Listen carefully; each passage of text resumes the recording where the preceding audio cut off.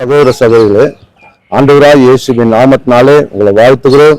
இந்த நாளிலே தேவனுடைய வார்த்தை பார்ப்போம். இன்றைக்கு வார்த்தை சகரியா 2வது அதிகாரம் 5வது வசனம். நான் அதற்கு சுற்றிலும் அக்கினி மதிலாய் இருந்து அதன் நடுவில் மகிமையாய் இருப்பேன் என்று கர்த்தர் சொல்லுகிறார்.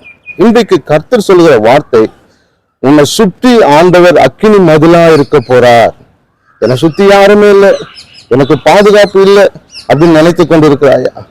ஆண்டவர் உன்னை பாதுகாக்கிறவரா இருக்கிறார், உன்னை அரவணைக்கிறவரா இருக்கிறார். பாருங்க, உன்னை அக்கினி மதிலா இருந்து உன்னை சுற்றி அக்கினி மதிலா இருப்பாரு.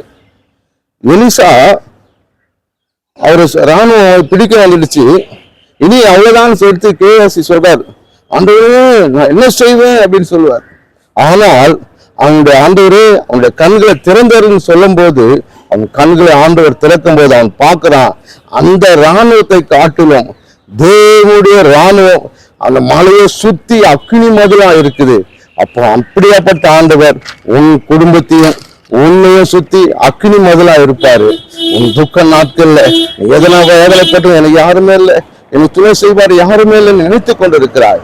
ஆண்டவர் உனக்கு துணையா இருக்கிறவரா இருக்கிறார், உன் குடும்பத்துக்கு துணையா இருக்கிறவரா இருக்கிறார். நீ எந்த காரியத்தை குறித்து வேதனைப்பட்டு கொண்டிருக்க, எனக்கு யாருமே இல்லை, என்னை சுத்தி யாருமே இல்லை நினைத்து கொண்டிருக்கிறார். ஆண்டவர் இன்றைக்கு அவர் அக்கினி மதிலா இருக்கிறார். ஆமென்.